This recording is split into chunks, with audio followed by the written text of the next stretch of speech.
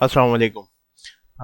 यहाँ पे हम सबसे पहले अपने सॉफ्टवेयर के मेन पेज को एक्सप्लोर कर लेते हैं।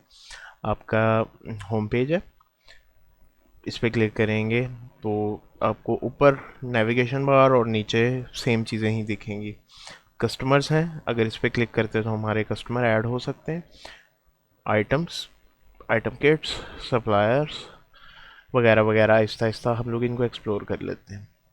सबसे पहले हम अगर कस्टमर ऐड करना चाह रहे हैं तो हम न्यू कस्टमर पे क्लिक कर सकते हैं और यहाँ पे मैं अपना नाम जो है वो लिख लेता हूँ।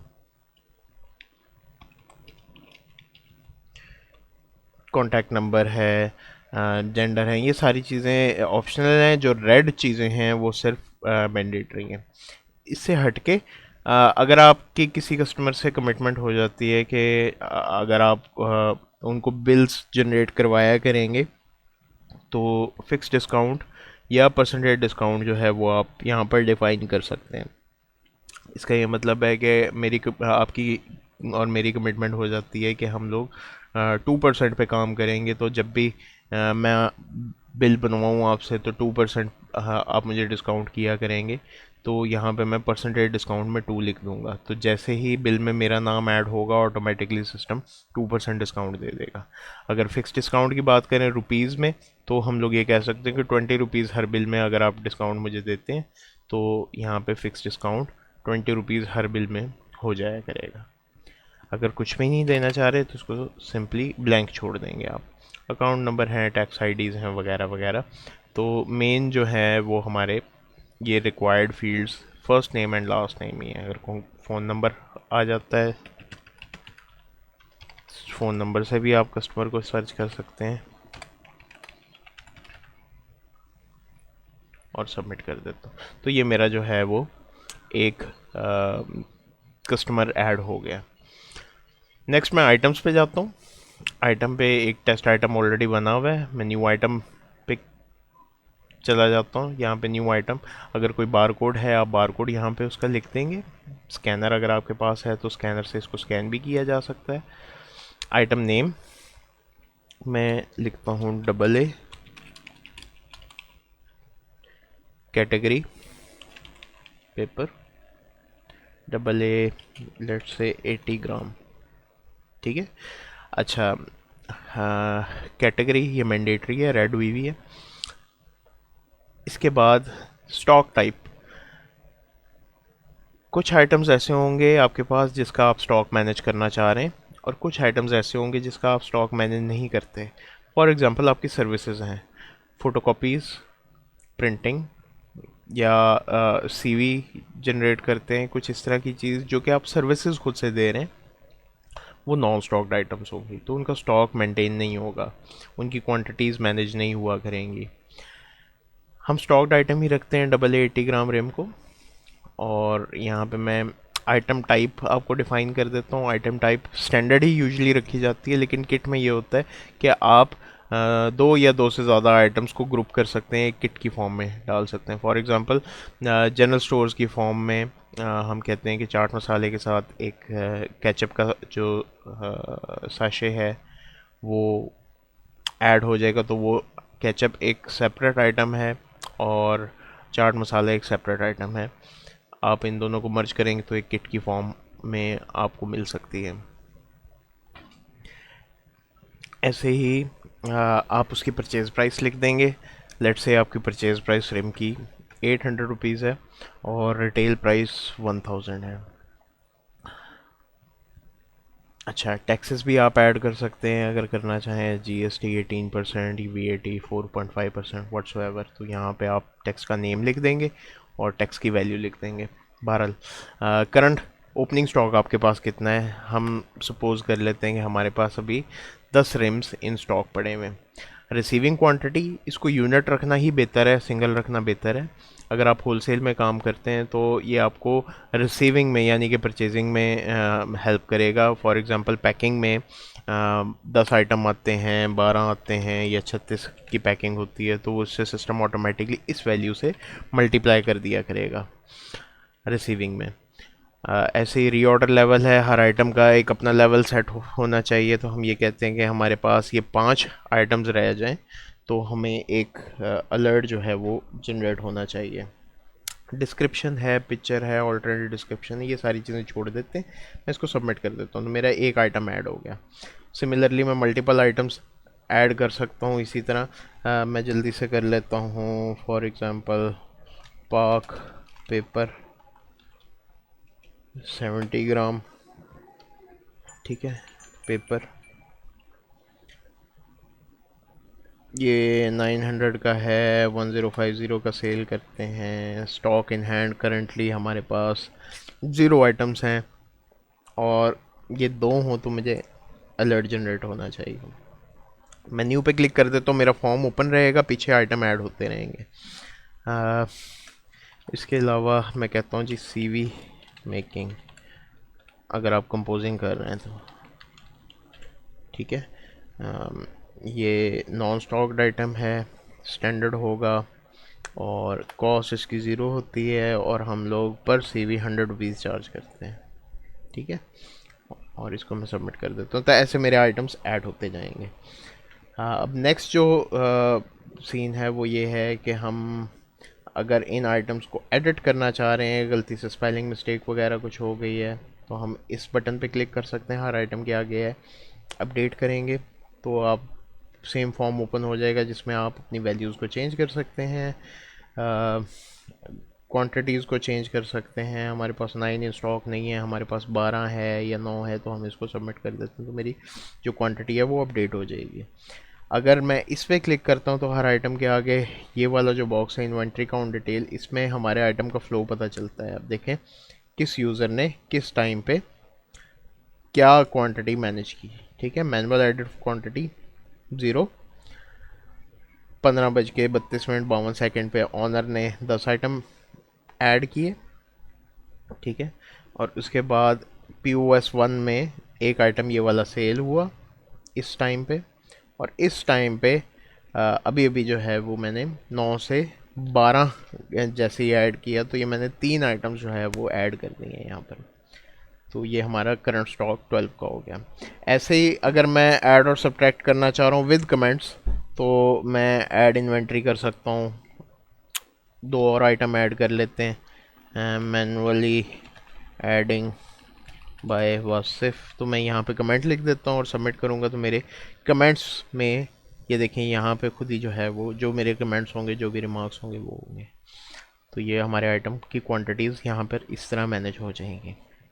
आइटम किट्स पे नहीं जाते, अभी ज़रूरत नहीं है क्योंकि हमारी कोई डिस्कशन नहीं हुई आइटम किट से रिलेटेड। अगर बनाना हुआ तो आप इसको भी बना सकते हैं। हम सप्लायर्स को मैनेज करते हैं, जैसे हमारे कस्टमर्स हैं वैसे ही हमारे सप्लायर हैं। मैं न्यू सप्लायर पे जाता हूँ और यहाँ पे G Ali and sons supplier add कर देता हूँ। यहाँ पे कोई मैनेजिंग पर्सन है तो अली अहमद साहब हैं, इनका जो भी डिटेल आप डालना चाहें डाल सकते हैं। तो हमारा एक सप्लायर जो है वो ऐड हो गया।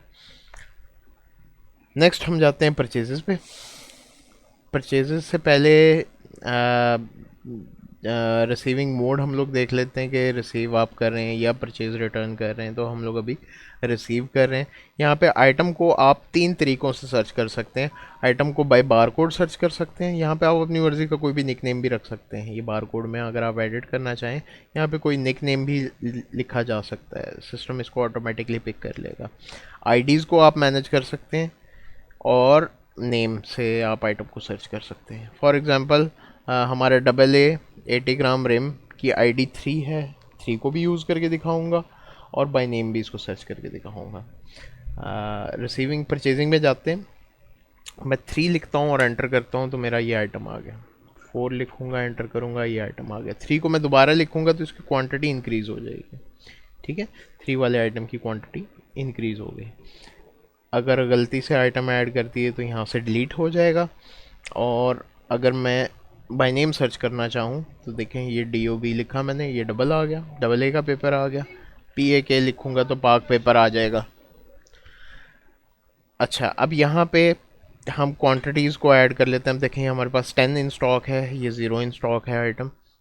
इसकी कॉस्ट प्राइस 900 ही है, या रेट चेंज हो जाता है तो आप यहाँ पे रेट को चेंज भी कर सकते हैं। हम 950 कर देते हैं यहाँ पर। मैं 20 पीस परचेज़ करता हूँ, और उन्होंने अगर कोई डिस्काउंट दिया होगा तो लेट्स से 10 रुपीज़ 10% का डिस्काउंट दिया है उन्होंने, तो मेरा टोटल जो है वो 17,100 हो गया। अगर वो 10 रुपीज़ का डिस्काउंट मुझे देंगे तो मैं इसी पे क्लिक करूँगा तो ये रुपीज़ में कन्वर्ट हो जाएगा। तो ये डिस्काउंट की हैंडलिंग है, ठीक है। अच्छा, यहाँ पे भी मैं इसकी क्वांटिटी, मेरे पास 10 इन स्टॉक है, मैं 5 ऐड कर लेता हूँ। शिप पैक वही रिसीविंग क्वांटिटी है जो मैं बात कर रहा था कि अगर आप 12 लिखेंगे तो यही वैल्यू मल्टीप्लाई बाय 12 हो जाएगी, मल्टीप्लाई बाय 36 हो जाएगी। हर आइटम की अपनी अपनी रिसीविंग क्वांटिटी हो सकती है। तो इसको मैं कंप्लीट कर देता हूँ। ये फिनिश हो गया और ये मेरी जो रिसीविंग है वो ऐड हो गई है। अगर मैं आइटम्स पे जाऊँ तो आइटम पे मेरी जो क्वांटिटीज़ हैं वो मैनेज हो गई हैं ऑटोमेटिकली। अच्छा, अब हम आते हैं सेल्स पे। सेल का भी वही तरीकाकार है, आप सेल भी कर सकते हैं, रिटर्न भी कर सकते हैं। सेल में अब मैं यहाँ पर आ गया हूँ, तो मैं डबल ए सर्च करता हूँ। डबल ए को मैंने एंटर कर दिया। यहाँ पे 15 इन स्टॉक है मेरे पास। इसकी सेल प्राइस 1,000 रुपये है। 800 रुपये की मेरी परचेजिंग हुई थी। अच्छा, अब मैं यहाँ पर क्वांटिटी ऐड करता हूँ। तो मैं 5 आइटम सेल करना चाह रहा हूँ, चलें 7 आइटम सेल करते हैं, ठीक है। तो 1,000 के हिसाब से 7 आइटम मेरे 700 रुपये के हो गए। कस्टमर को परसेंटेज में अगर कोई डिस्काउंट करना चाह रहे हैं, जैसे 2% आपने डिस्काउंट किया, 3% डिस्काउंट किया, आप यहाँ पे डिस्काउंट ऐड कर देंगे। कस्टमर सर्च करना चाह रहे हैं तो यहाँ से ऑलरेडी जो कस्टमर होगा, आप मोबाइल नंबर से भी सर्च कर सकते हैं, नेम से भी सर्च कर सकते हैं। अगर कोई न्यू कस्टमर है तो बजाय इसके कि कस्टमर में जाके आप फॉर्म को ओपन करें, आप इसी पे ही क्लिक कर सकते हैं, आपका न्यू कस्टमर वाला फॉर्म ओपन हो जाएगा। मैं भी एक सिंपल सेल करके आपको दिखा देता हूँ। इसके बाद ये जो पेमेंट है, हमारी पेमेंट कंप्लीट कर लेंगे हम लोग, ऐड पेमेंट करेंगे 6790, और ये कंप्लीट हो गया। तो हमारा एक बिल जो है वो जनरेट हो जाएगा। अगर हम लोग प्रिंट करते हैं, ये थर्मल साइज़ पे प्रिंट आ रहा है। अगर आप इसको अपने बड़े प्रिंटर पे लेके जाना चाह रहे हैं, ये मैं पीडीएफ सेव कर रहा हूँ वैसे, लेकिन लेआउट मैं आपको दिखाना चाह रहा हूँ। आप इसकी स्केलिंग या बैकग्राउंड्स इसको चेंज कर सकते हैं। अब देखें यहाँ पे मैं स्केल 75% कर लेता हूँ, 100% कर लेता हूँ। प्रिंटिंग में आपको पता है सारी चीज़ें मैनेज हो जाती हैं। मेन चीज़ है मार्जिनस, तो वो जितना भी पेपर साइज़ होगा, आपका जो रिसीट है वो ऑटोमेटिकली उसी हिसाब से अपनी जगह बनाती रहेगी। आप प्रिंट कर सकते हैं, तो साइज़ बड़ा हो या छोटा हो, इट डजेंट मैटर। अच्छा, दोबारा से मैं सेल्स पे आता हूँ, बल्कि आइटम्स पे आता हूँ। तो मेरे आइटम में जो क्वांटिटीज़ हैं, जो जो मैंने आइटम सेल किए हैं, वो ऑटोमेटिकली सेट होते जा रहे हैं। अब देखें, मैं यहाँ पे अगर हिस्ट्री पे भी क्लिक करूँ तो मुझे पता चलेगा POS2 के अंदर मेरे 7 आइटम जो हैं वो माइनस हुए हैं। टोटल 10 जमा 5 15 थे, 15 में से 7 जो है वो सेल हो गए, और हमारा स्टॉक इन हैंड अब 8 रह गया। दोबारा से मैं सेल करता हूँ। आइटम नंबर 1 कर लेते हैं, 2 कर लेते हैं, 2 है नहीं, डिलीट हुआ हुआ है, 3 4 4 5। तो वो जो जो मैं ऐड करता रहूँगा, वैसे वैसे मुझे जो है वो बाय आईडी भी या बाय नेम हम लोग सर्च भी कर सकते हैं। ओके, दोबारा से एक और कस्टमर जो है वो करता है। अच्छा, पेमेंट टाइप के अंदर हमारे पास कैश है, डेबिट कार्ड है, क्रेडिट कार्ड है, ड्यू है, चेक है, गिफ्ट कार्ड है। हाँ, हम जो है वो किसी भी पेमेंट मेथड से सिलेक्ट कर सकते हैं। अभी मैं फ़िलहाल कैश कर रहा हूँ। ऐड पेमेंट किया एंड देन कंप्लीट, तो हमारा बिल जो है वो जनरेट हो जाएगा हमारी क्वांटिटीज़ के मुताबिक। ओके, अब हम लोग रीऑर्डर लेवल्स की बात कर लेते हैं। मैं डबल ए को ही लेके चलता हूँ। हमारे डबल ए का जो रीऑर्डर लेवल है वो रीऑर्डर लेवल 5 है, ठीक है। अब मैं अगर सेल करूँ, डबल ए को सर्च करता हूँ, डबल ए इस पर क्लिक करता हूँ। 7 इन स्टॉक है, मैं 1 सेल करूँगा, 2 सेल करूँगा तो कुछ नहीं हो रहा। अगर मैं 3 सेल करूँगा तो सिस्टम मुझे एक वार्निंग दे देगा, desired quantities below reorder level, ठीक है। अब हम लोग रीऑर्डर लेवल को टच कर रहे हैं। नेक्स्ट जो सिनेरियो है वो ये है कि हम इसी बिल को एक कस्टमर के लेजर में पोस्ट करना चाह रहे हैं, तो मैं कस्टमर का नाम यहाँ पे वही सर्च कर लेता हूँ, वासिफ। ठीक है, ये ऐड हो गया। अब पेमेंट वासिफ साहब जो है वो 3,000 के बिल की हमें ड्यू कर रहे हैं। तो कंप्लीट ड्यू के लिए मैं यहाँ पे 3,000 रुपये ड्यू और ऐड पेमेंट कर देता हूँ और कंप्लीट। तो ये बिल जो है वो वासिफ के लेजर के अंदर पोस्ट हो जाएगा कि ये उधार लेके गए हैं वासिफ साहब। एक और बिल बना लेता हूँ वासिफ साहब की सिनेरियो में। इसमें पाक पेपर 1,050 का, वासिफ 1,050 में वासिफ साहब ये कहते हैं कि मैं आपको 500 रुपये कैश दे देता हूँ।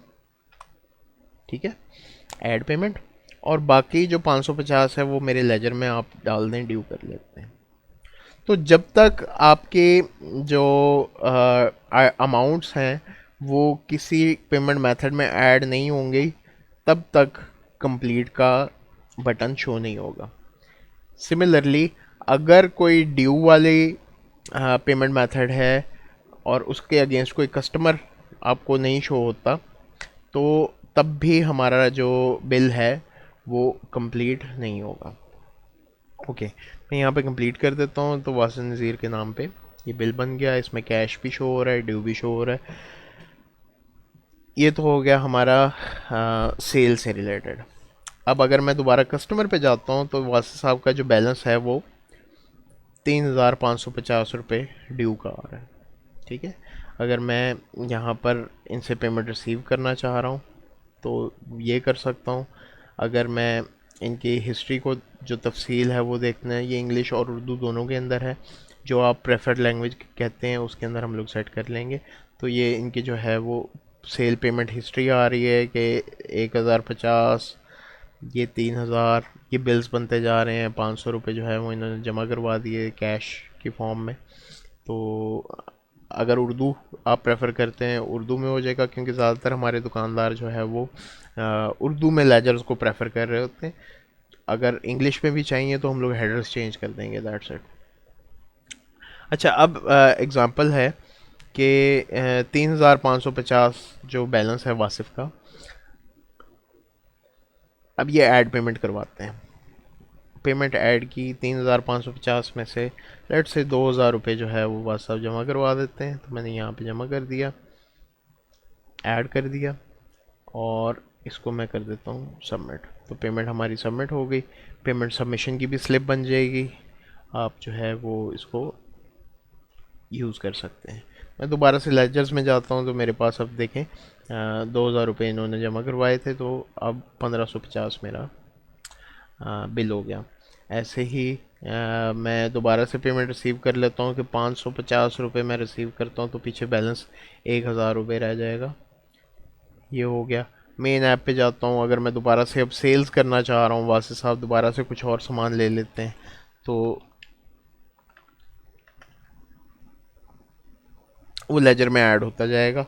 और यहाँ पे कस्टमर का ऐड होना ज़रूरी है। तो ये ड्यू के अंदर ऐड पेमेंट, तो वो दोबारा से इनका लेजर जो है वो अपडेट हो गया, और आप जो है वो इसको देख सकते हैं। कस्टमर है, अब देखें इनका 2,050 रुपये बैलेंस हो गया। सॉरी, वो लिंक चेंज हो गया था, उस वजह से वीडियो को पॉज करना पड़ा। ओके, नेक्स्ट है हमारे पास एक्सपेंसेस ऐड करने के लिए एक्सपेंस कैटेगरीज मैं बना लेता हूँ। न्यू कैटेगरी, यहाँ पे मैं रेंट लिख लेता हूँ। एक और कैटेगरी ऐड करता हूँ जिसके अंदर मैं लंच ऐड करूँगा। तीसरी कैटेगरी हम लोग कर लेते हैं सैलरी व्हाट्सएवर। ठीक है, तो आप यहाँ पे अपनी मर्ज़ी की कैटेगरीज बना सकते हैं जिसकी बेसिस पे आप एक्सपेंस ऐड करते हैं। मैं एक्सपेंसेस पे जाता हूँ, यहाँ पर मैं न्यू एक्सपेंस ऐड करता हूँ। एक्सपेंस 100 रुपये लंच। ठीक है, और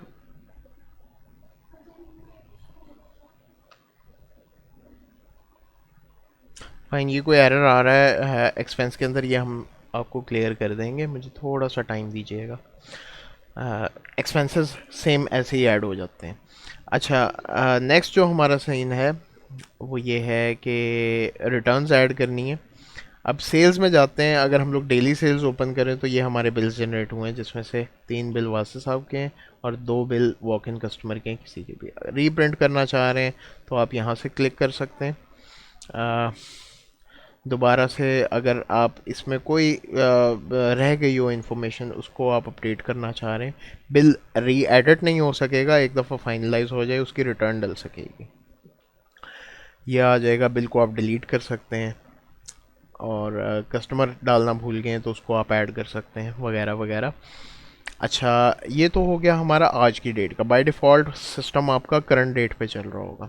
अगर आप प्रीवियस बिल्स निकालना चाह रहे हैं तो आप इस पर क्लिक कर सकते हैं कैलेंडर पे। यहाँ पे आप स्टार्ट डेट और एंड डेट वाइज कोई भी डाटा, ये ओवरऑल पूरे सिस्टम में यही वाली चीज़ है। फॉर एग्जांपल मैं यकम से लेके 18 तक का डाटा देखना चाह रहा हूँ, तो मैंने पहला क्लिक फर्स्ट पे कर दिया और दूसरा क्लिक 18 पे करूँगा तो मेरी स्टार्ट एंड डेट शो हो जाएगी। ऐसे ही शॉर्टकट्स भी बने हुए हैं। यस्टरडे का डाटा देखना चाह रहे हैं आप, लास्ट 7 डेज़ का देखना चाह रहे हैं, करंट मंथ का देखना चाह रहे हैं, करंट ईयर देखना चाह रहे हैं, वगैरह वगैरह, तो आप यहाँ से कंप्लीट सेल्स रिपोर्ट देख सकते हैं। अब टुडे में अगर हम लोग देखें तो क्या है कि टोटल हमारी सेल 15,290 हुई है, जिसमें 10,690 रुपये कैश है हमारे पास और 4600 रुपये का हम लोगों ने ड्यू किया। और कुछ ऐसे बिल्स भी हैं जिसके अंदर ड्यू और कैश भी आ रहा है, तो यहाँ पे आप देख सकते हैं। ये फ़िल्टर भी ऐड कर सकते हैं। कैश वाले बिल्स देखना चाह रहे हैं, कैश एंड ड्यू वाले बिल्स देखना चाह रहे हैं, या सिर्फ ड्यू वाले बिल्स देखना चाह रहे हैं, तो आप यहाँ से देख सकते हैं। इसको प्रिंट भी दे सकते हैं। अच्छा, अगर किसी बिल को आपने डिलीट करना है, सिलेक्ट करेंगे और डिलीट कर देंगे तो इससे रिलेटेड स्टॉक और इससे रिलेटेड लेजर्स की जो एंट्रीज हैं वो रिवर्स हो जाएंगी। नेक्स्ट हम रिटर्न्स दिखा देता हूँ आपको। मैं रिटर्न डालता हूँ। अब रिटर्न दो किस्म की हो सकती हैं कि आइटम को आप ओपनली रिटर्न ले रहे हैं या बिल वाइज रिटर्न ले रहे हैं। फॉर एग्ज़ाम्पल हम लोग ये कहते हैं कि बिल नंबर 3 का जो भी डाटा है उसको हम लोग रिटर्न करना चाह रहे हैं, तो मैं सेल्स पे जाऊंगा, रजिस्टर्ड मोड रिटर्न को सिलेक्ट करूंगा, यहाँ पे मैं लिखूंगा POS-3, तो मुझे ये सजेशन दे देगा। इसको जैसे ही मैं क्लिक करूंगा POS-3 के अंदर जो जो आइटम्स होंगे वो सारे शो हो जाएंगे। इनमें से क्वांटिटीज़ अगर आप कम करना चाह रहे हैं कि एक रिटर्न, ये 2 पेपर थे, एक रिटर्न होगा, तो वो आप कर देंगे, एक सिंगल रिटर्न कर देंगे, बाकी सबको डिलीट कर दिया जाएगा। मैं आपको दिखा देता हूँ।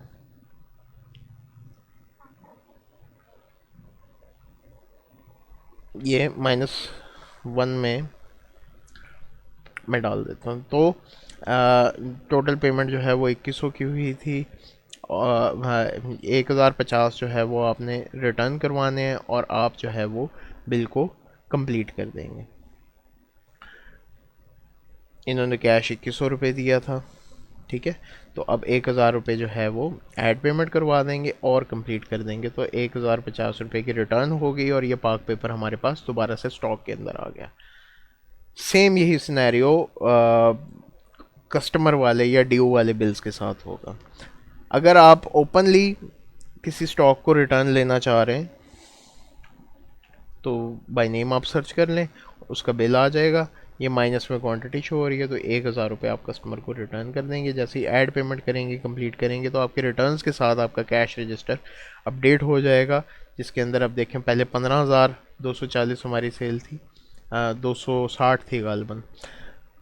तो जो भी अमाउंट है आप देखें, 1050 और 1000 को माइनस कर दिया गया, 2050 रुपये जो है वो आपकी सेल में से, कैश में से निकल गए। ये चीज़ है। इसके अलावा हम लोग रिपोर्ट्स पे अगर जाएं तो रिपोर्ट हमारे पास ग्राफिकल रिपोर्ट है, समरी रिपोर्ट है, डिटेल्ड रिपोर्ट है। ग्राफिकल रिपोर्ट मैं देखना चाह रहा हूँ कि आज बाय डिफ़ॉल्ट आज की डेट शो हो रही है, मेरी कौन कौन सी कैटेगरीज शो हुई। तो हमारी सबसे ज़्यादा जो है वो पेपर की कैटेगरी सेल हुई है 97%, इतनी अमाउंट की, और 100 रुपये की कंपोजिंग हुई है हमारी, और टेस्ट कैटेगरी जो है वो 1.51%, 200 रुपये की हुई है। तो नीचे आपको प्रॉफिट भी दिख रहा है, होलसेल प्राइस भी दिख रही है, सारा कुछ है। डिस्काउंट्स दिए तो किसको दिए, कितने दिए, ये सारी चीज़ें जो है वो आपको ग्राफिकल फॉर्म में शो हो जाएंगी। एम्प्लॉयज़ का डाटा है, एक्सपेंसेस हैं, आइटम्स का डाटा है। हमारी सबसे ज़्यादा सेलिंग आइटम डबल 80 ग्राम रैम रही है आज की डेट में। अगर आप पूरे मंथ का डाटा निकालना चाह रहे हैं वही काम इस पर सिलेक्ट करेंगे और आप स्टार्ट डेट एंड डेट दे दें। आप जून से लेकर जुलाई तक का डेटा देखना चाह रहे हैं तो पहला क्लिक मैंने यकम पे किया, दूसरा क्लिक 18 पे किया, ये आ जाएगा। लास्ट मंथ करते हैं तो लास्ट मंथ का डाटा अभी कुछ भी नहीं है क्योंकि सॉफ्टवेयर खाली है, लास्ट मंथ का डाटा नहीं शो हो रहा, वगैरह वगैरह। इसको एक्सप्लोर कर लीजिएगा, बहुत ज़्यादा इजी है। हम समरी पे आ जाते हैं। आइटम समरी हम लोग निकालते हैं आज ही की, इसको सबमिट करते हैं तो हमारे पास सीवी मेकिंग कैटेगरी भी आ गई। इसमें कितनी कॉस्ट, हर आइटम की हमें अलग-अलग जो है वो प्रॉफिट शो होगा। डबल 80 ग्राम क्वांटिटी को मैं ये देखना चाह रहा हूँ असेंडिंग या डिसेंडिंग ऑर्डर में मैं डाल देता हूँ। तो टॉप सेलिंग आइटम हमारा डबल ए है। पाक पेपर 3 आइटम सेल हुए, ये एक और ये एक, हर एक के अलग अलग प्रॉफिट दिख रहा है। 1790 हमें डबल ए में बचे, 450 रुपये हमें पाक पेपर में बचे, और टेस्ट आइटम में 100 रुपये और सीवी मेकिंग में 100 रुपये। तो हमारा सब टोटल भी आ रहा है और होल सेल यानी कि आपकी जो इन्वेस्टमेंट है कॉस्ट के हिसाब से वो आ रही है और आपका प्रॉफिट जो है वो शो हो रहा है यहाँ पर।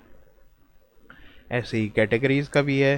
कैटेगरी पे करेंगे तो अब ये इसने आपकी कैटेगरीज़ को मर्ज कर दिया कि 13 पेपर की कैटेगरी में 13 आइटम सेल हुए हैं और उसका ये टोटल है, ये प्रॉफिट है। कंपोजिंग में ये हुआ है, टेस्ट कैटेगरी में ये हुआ है। नेक्स्ट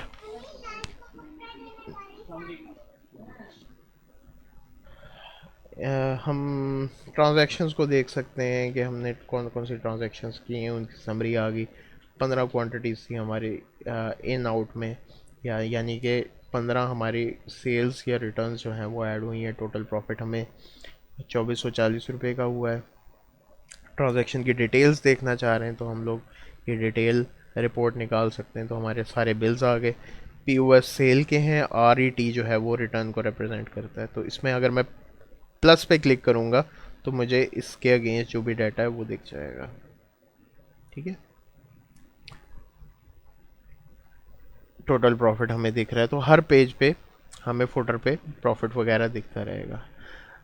कस्टमर्स का अगर हम लोग डिटेल्ड वासे साहब का ड्यू का डाटा हम लोग देखना चाह रहे हैं तो ये ड्यू का आ गया। इसमें जहाँ 3 बिल्स थे ड्यू के जिसमें ये आइटम्स इनके गए हैं।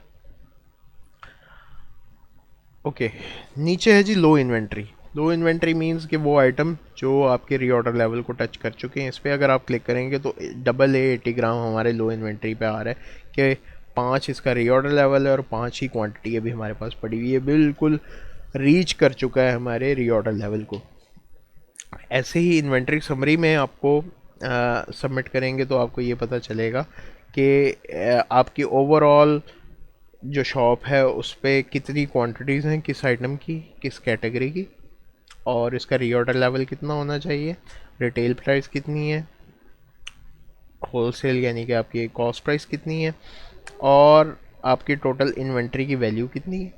अगर आप इसी इन्वेंट्री को कंट्रोल रेट पे सेल करते हैं तो आपको इसकी जो बाय सेल प्राइस है वो कितनी इन्वेंट्री की वैल्यू होगी।